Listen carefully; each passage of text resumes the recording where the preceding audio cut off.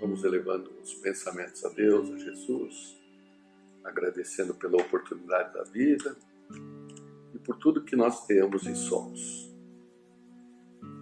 Pai nosso que estás nos céus, santificado seja o seu bendito nome. Venha a nós teu reino de paz, de amor e de fé. Que seja feita a tua vontade sobre os nossos desejos, aqui na terra como em todos os pontos do universo. O pão do corpo e da alma dai-nos hoje e sempre. Perdoa, Senhor, as nossas dívidas, na medida que perdoarmos aos nossos devedores. Não nos deixeis cair em novas tentações, mas livra-nos do mal que existe dentro de nós mesmos, porque é teu reino, o poder, a glória, a justiça, a esperança e o amor para todos sempre. Que assim seja. Pois bem, hoje nós vamos pegar diretamente do Evangelho de Mateus, capítulo 16, versículo 13 a 17. Uma passagem que é muito importante para nós pela conclusão que tiramos. Então vamos lá. Chegando Jesus às partes de Cesareia de Filipe, interrogou os seus discípulos, dizendo: Quem dizem os homens ser o Filho do Homem? E eles disseram: uns João Batista, outros Elias, e outros Jeremias ou um dos profetas. Disse-lhes ele: E vós, quem dizei a vós que eu sou? E Simão Pedro, respondendo, disse: Tu és o Cristo, o Filho do Deus vivo. Jesus, respondendo, disse-lhe: Bem-aventurado és tu, Simão Pedro, porque tu não revelou a carne e o sangue, mas o meu Pai que estás nos céus. Pois bem, quando Jesus coloca que não foi a carne que o revelou, ele está dizendo que não foi o conhecimento do cérebro, a razão que demonstrou quem é Jesus, e sim através do sentimento, através do coração, inspirado diretamente por Deus, o Pai que o revelou. Interessante que essa mesma passagem é tratada no livro Boa Nova de Humberto de Campos, psicografado pelo Chico, a lição da vigilância. O trecho é longo, o texto é longo, por isso que eu resumi essa mesma passagem que a gente acabou de ler, eu vou omitir aqui do texto, e começar a partir daí, porque o Humberto de Campos é interessante, ele põe no contexto, naquele momento. Se formos à Bíblia, assim que termina o versículo 17, entra o versículo 18 de Mateus, dizendo que é por isso que a igreja será criada, será colocada sob a tutela de Pedro, e assim por diante. Enquanto que, na versão aqui de Humberto de Campos, ele já entra com outro contexto, outra narrativa. Então vamos lá. Então, terminada a passagem que Simão Pedro reconhece Jesus como Filho de Deus e Jesus coloca que essa revelação foi direto do Pai, e assim continua.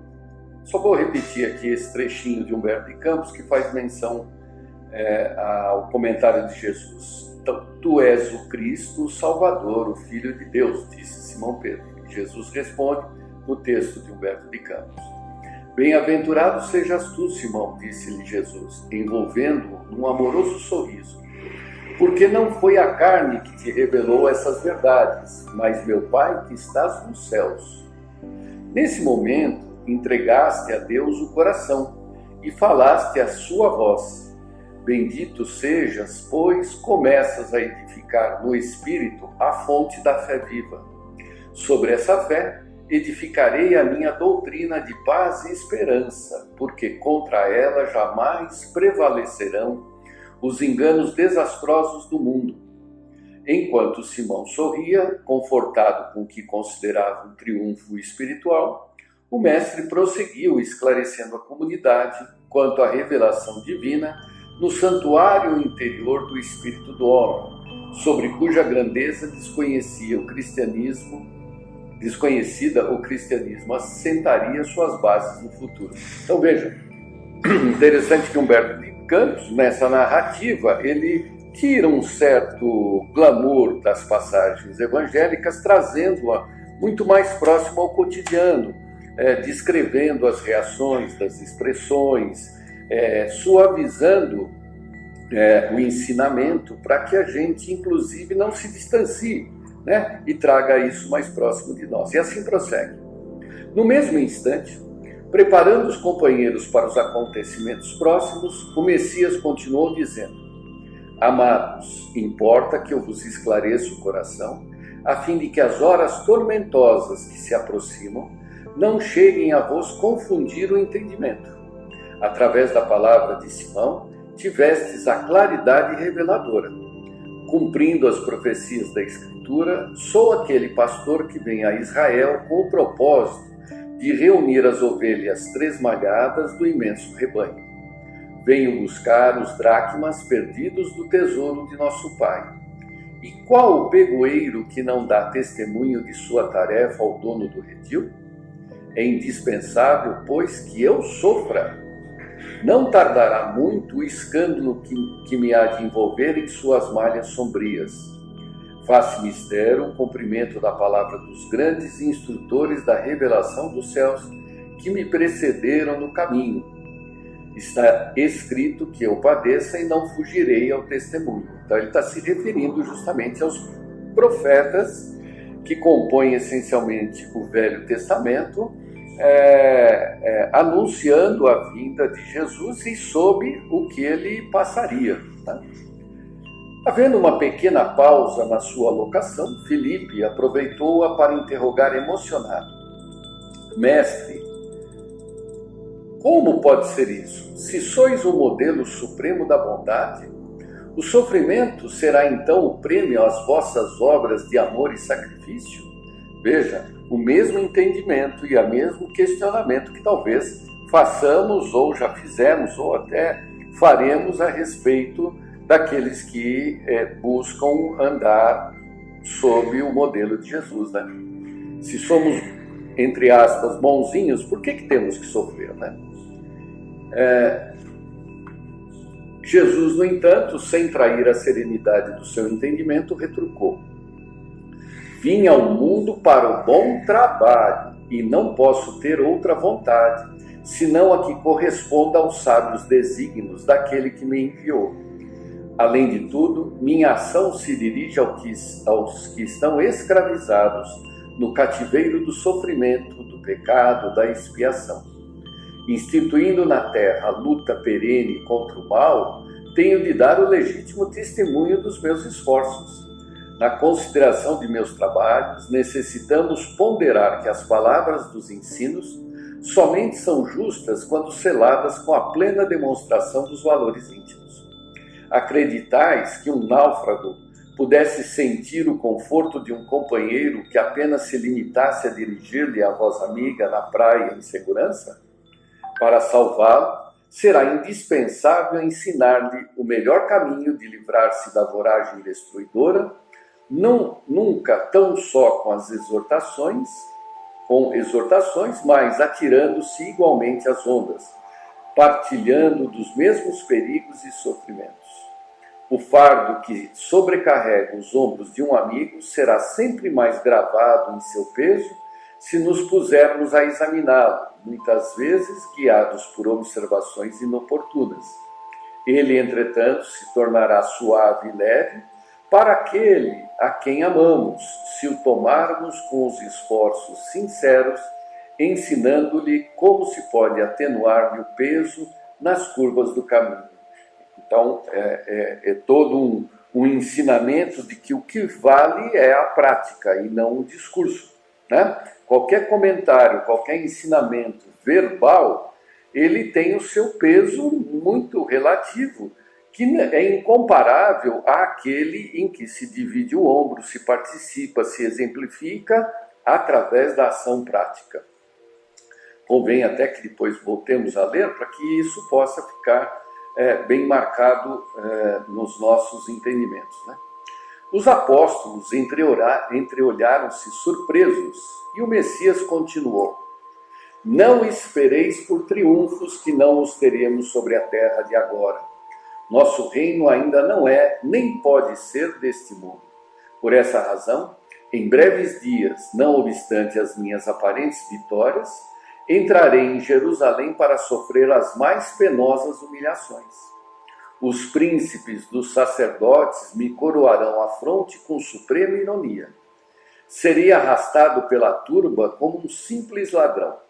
Cuspirão nas minhas faces, dar-me-ão fel e vinagre, quando manifestar sede, para que se cumpram as Escrituras.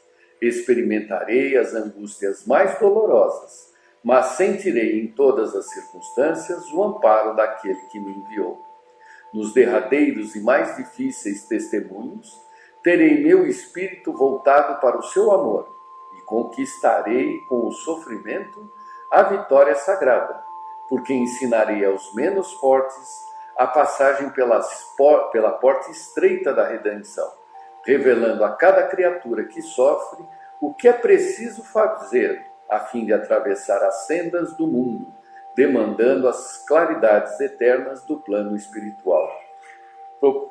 Desse texto, nós tiramos que o sofrimento, e principalmente o que Jesus colocou, mas que nos serve, obviamente, de exemplo, é aquele diálogo, através do sofrimento, que podemos fazer aquele diálogo com o Criador, despidos de todas as cascas que possam predominar no nosso ser.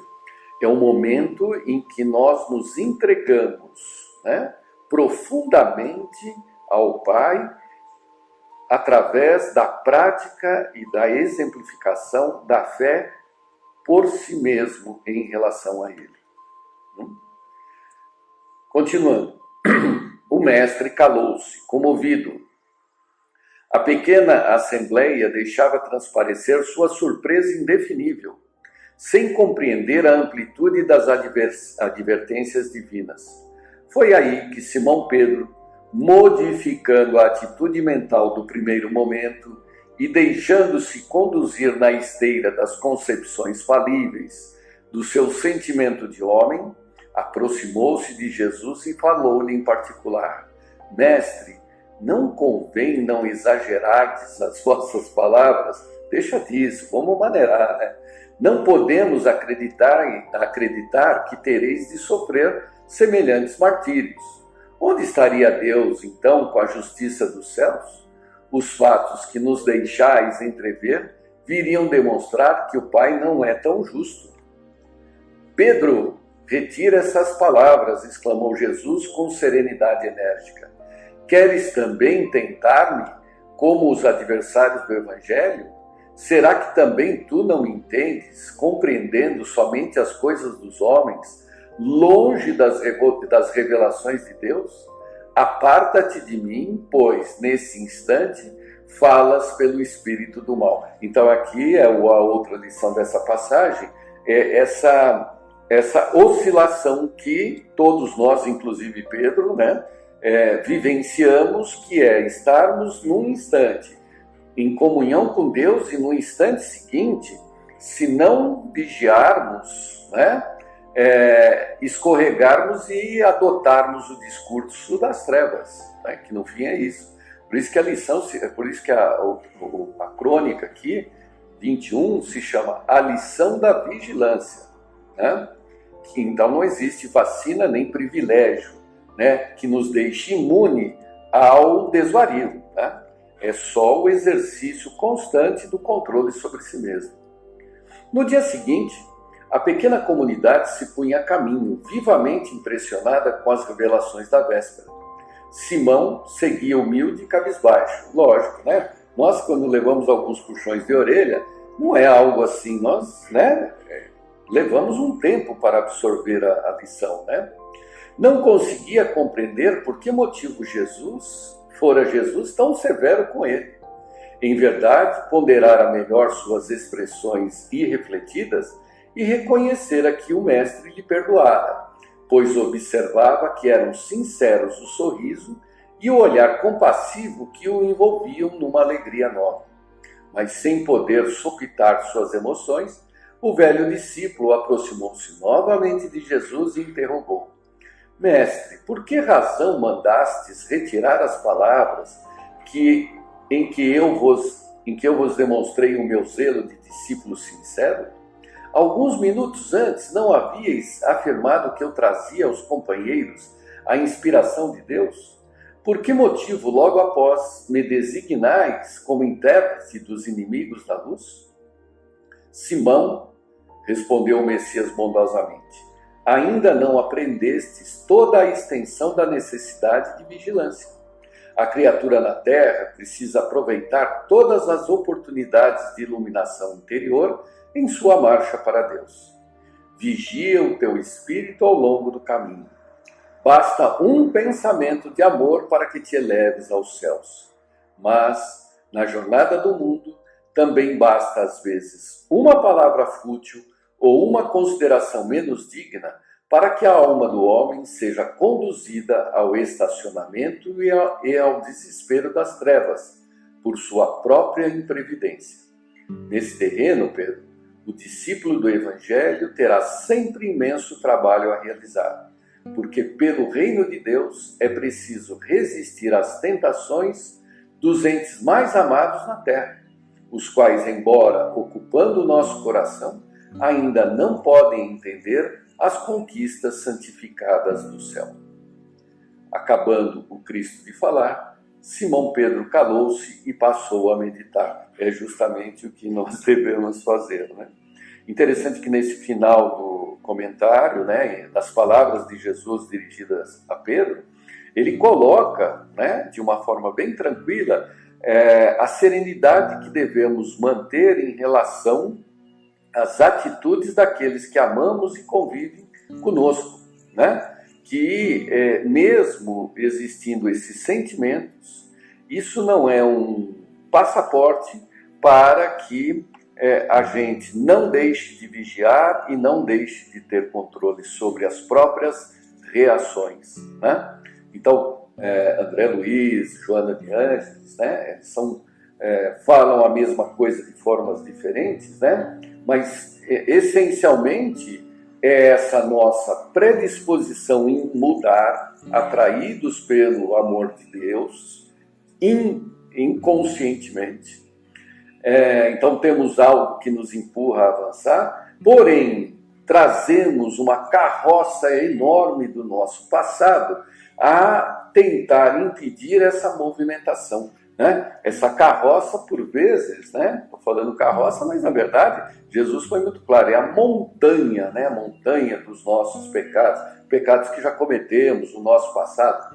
Mas então é uma luta entre o que trazemos de experiências que são difíceis, em luta com a nossa predisposição de mudar por sermos atraídos por Deus, né? E esse esforço, não vamos nem chamar de luta, esse esforço exige vigilância para que sempre predomine a minha predisposição momentânea, preterindo as coisas e reações do passado. Muito bem, prazer em revê-los, boa semana a todos e que fiquem com Deus.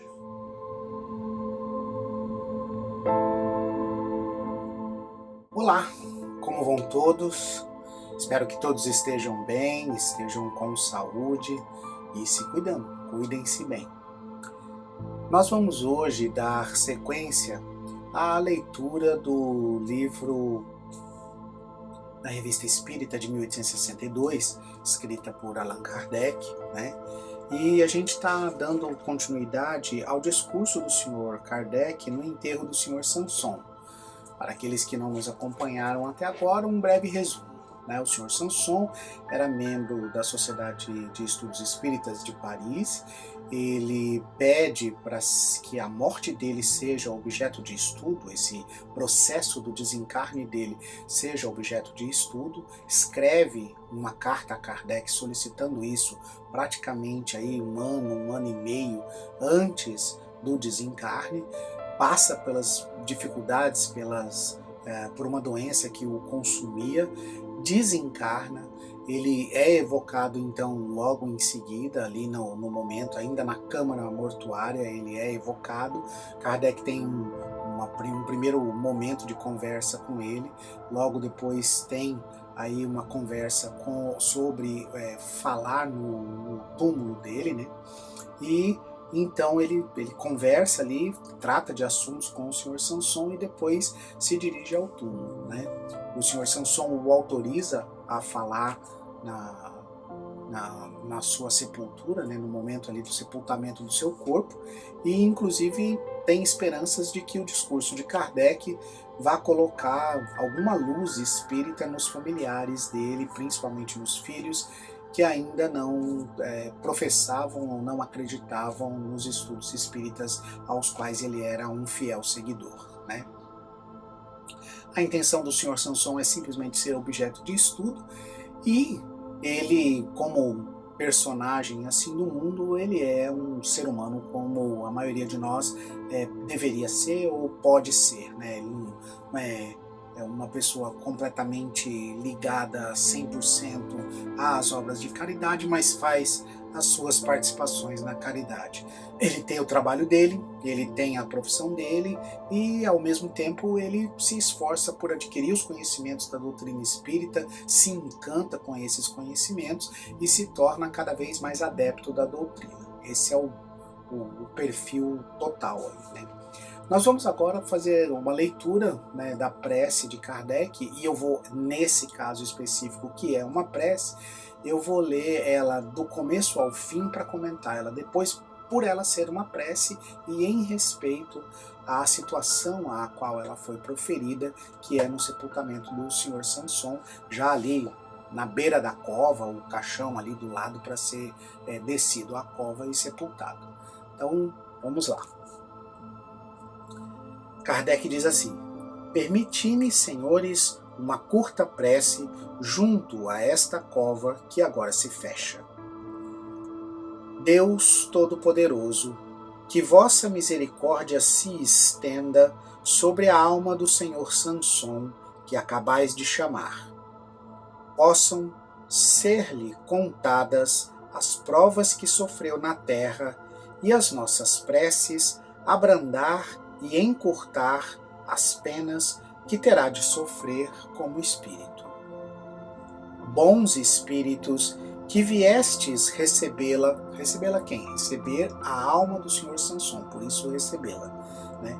Bons espíritos, que viestes recebê-la, e sobretudo vós, seu anjo da guarda, assisti-a para ajudá-la a despojar-se da matéria. Dai-lhe a luz e a consciência de si própria, a fim de a tirar da perturbação que acompanha a passagem da vida corpórea à vida espiritual. Inspirai-lhe o arrependimento das faltas cometidas e que lhe seja permitido o desejo de as reparar. Reparar quem? Reparar as faltas que ele possa ter cometido. Então,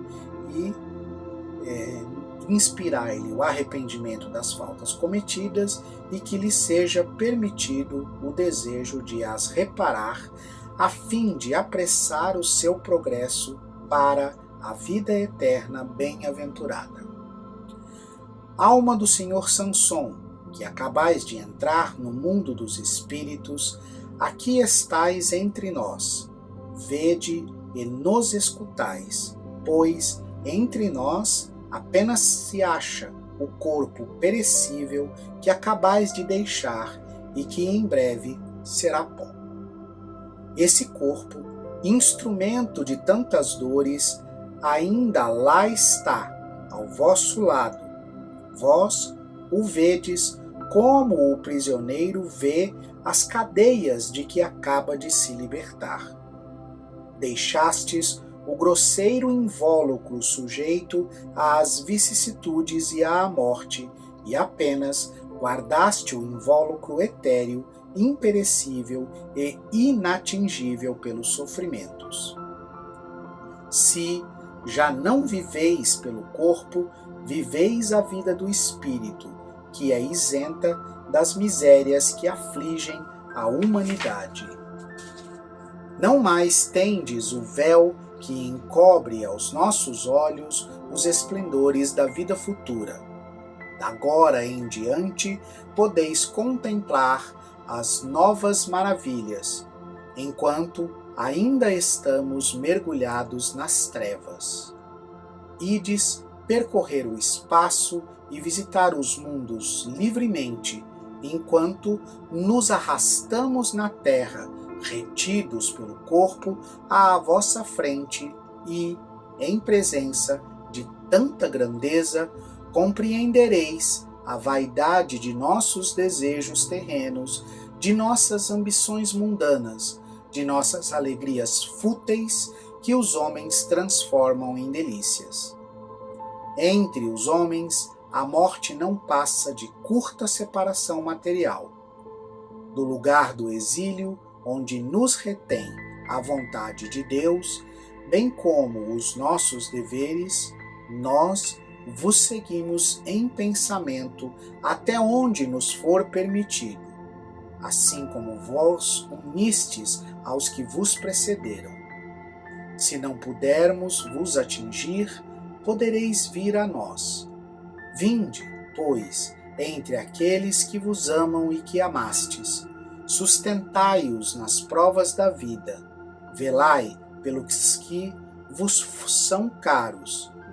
Protegei-os conforme o vosso poder e abrandai os seus pesares pelo pensamento de que agora estais mais feliz e pela consoladora certeza de estardes um dia reunidos em um mundo melhor. Que vos seja possível, para a felicidade futura, ficar inacessível aos ressentimentos terrenos. Perdoai aos que cometeram faltas para convosco, como eles vos perdoam as que poderíeis ter cometido para com eles. Amém. Então essa é a prece de Kardec, né? E essa prece, eu li ela do começo ao fim porque ela é muito bonita, mas ela também é muito rica de informações, né? Então vamos tentar aí fazer um compêndio aí do conjunto de informações a qual Kardec nos coloca. Primeiro de tudo, a prece dele começa entregando a alma do Senhor Samson, que acabou de ficar livre do corpo, entregando essa alma primeiramente a Deus, que é o Criador, a inteligência das inteligências, causa primeira de todas as coisas e, consequentemente, nada acontece no universo sem a permissão de Deus. Todas as coisas que ele pede a partir daí, ou que ele invoca em favor do Senhor Samson a partir daí, levam em consideração que passa pela vontade de Deus que essas coisas aconteçam. Por isso, a primeira coisa, a primeira providência é entregar a alma do Senhor Samson a Deus.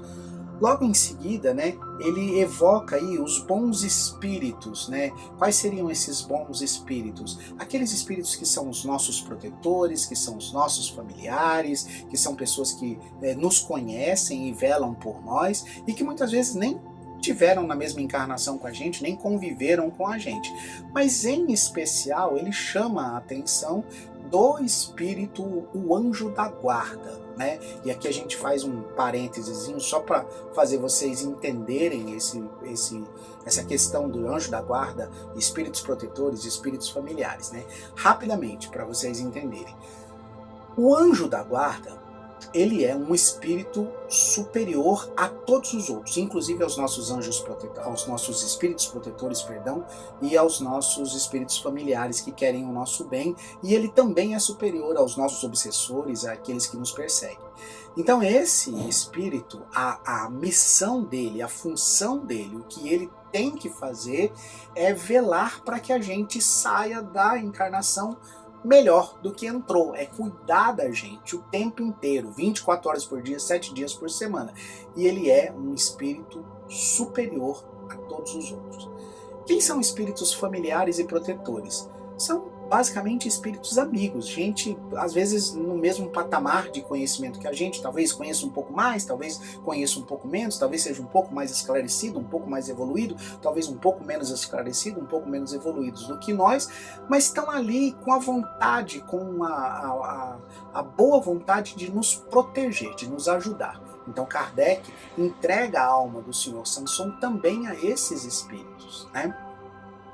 E esses espíritos familiares e espíritos protetores são subordinados à coordenação do nosso anjo da guarda, que é o anjo responsável pela nossa encarnação. Então, feito esse parênteses, você observa que a posição de Kardec na prece é entregar a alma do Senhor Samson para os espíritos amigos, para os espíritos protetores, mas principalmente para o anjo guardião que está cuidando daquela encarnação do começo, meio e fim o tempo inteiro, né? Dito isso feito, o que é que ele chama a atenção? Agora ele chama o Senhor Samson, né? Ele fala assim, a alma do Senhor Samson que acabais de entrar no mundo. Então, como se ele estivesse evocando a alma do Senhor Samson a um esclarecimento, e ele passa a prestar uma série de esclarecimentos, não que o Senhor Samson não os soubesse, mas como para reforçar o conhecimento que o Senhor Samson já tinha. Kardec passa a tecer todo esse comentário que a gente já falou antes nos vídeos anteriores a respeito dessa transição, desse processo de desencarne e de reentrada no plano espiritual, comparando esse processo a um prisioneiro que está se libertando da cadeia que o prendia. Que cadeia que é essa? O corpo físico. Então o corpo físico, e Kardec fala isso na sua prece, o corpo físico do pó veio, né, da terra, dos elementos da terra, é isso que ele quer dizer com o pó, né, dos elementos da terra, da matéria da terra, dos átomos da terra, ele vai retornar aos elementos da terra, à matéria da terra. Esse é o corpo físico, ele vai ser reutilizado, recomposto, vai fazer outras coisas, né? Aquela matéria orgânica vai ser usada para fazer outras coisas, talvez até parte dela seja usada para construir um novo corpo. Isso é irrelevante aqui, porque o corpo vai retornar para o pó, né? E a alma? A alma vai estar livre. Vai estar livre, mas vai estar, e Kardec chama a atenção a isso, ela vai estar mais liberta os seus sentidos, né? Então ele está sempre comparando a gente que ficou como se nós estivéssemos nas trevas. Por que nós estamos nas trevas? Porque a gente não tem a liberdade de agir e de ser. Por exemplo, se eu quiser ir para Marte, agora eu não consigo, não tem nem um foguete para fazer isso. Em espírito, basta, se eu tiver condições, se eu tiver esclarecimento, basta um pensamento e eu estou em Marte, conversando com marcianos, né? Então ele chama a atenção do Senhor Samson para essa liberdade, que ele está completamente livre agora para ir e vir e para procurar as coisas que lhe são interessantes, como por exemplo mais esclarecimento, como por exemplo mais conhecimento sobre a doutrina espírita, como por exemplo mais conhecimento sobre outros planetas ou sobre o universo ou qualquer coisa que ele queira.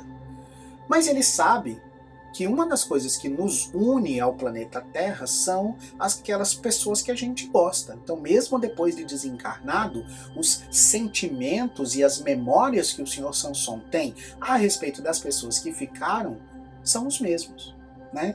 Então ele pede, por um lado, que o Senhor Samson, se lhe for possível, volte ao planeta né, venha à Terra sempre que lhe for possível, porque nós não podemos ir até ele, mas ele pode vir até nós, né, e vele pelas pessoas que ele gosta, pelas pessoas que ele ama, né, assim como aqueles que o precederam. Quem são os que precederam? Os seus familiares, os seus amigos que faleceram, que desencarnaram antes do senhor Samson, estão podendo ir e vir e voltar e ajudar e auxiliar e até influenciar um pouco a maneira de pensar e agir das pessoas que estão aqui, que gostam dele.